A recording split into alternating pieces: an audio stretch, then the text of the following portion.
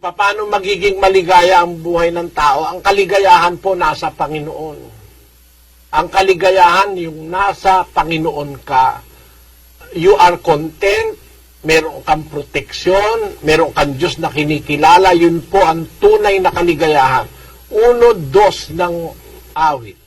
Kundi ang kaniyang kasayahan ay nasa kautusan ng Panginoon, at sa kautusan niya, nagbubulay-bulay siya araw at gabi.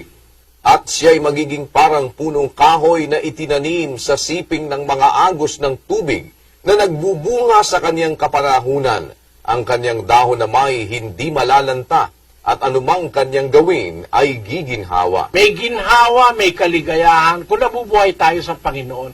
Sabi, kung ang kanyang kasiyahan nasa kautusan ng Panginoon at nagbubulay-bulay siya sa araw at gabi sa kautusan ng Diyos, magiging para siyang punong kahoy na nakatanim sa siping ng agos ng tubig.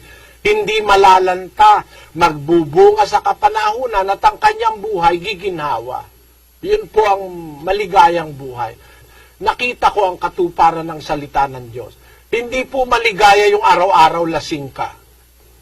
Hindi maligaya yung araw-araw may party. Hindi totoo yung maligaya. Ang tunay na kaligayahan ay yung nabubuhay ka sa isang paraan ng pamumuhay na itinuturo ng Diyos. May Diyos ka, marunong kang gumalang sa Diyos, sumasamba ka sa Diyos, marunong kang magmahal sa asawa, sa anak, marunong kang magmahal sa kapwa. Yun ang tunay na kaligayahan sa mundong ito.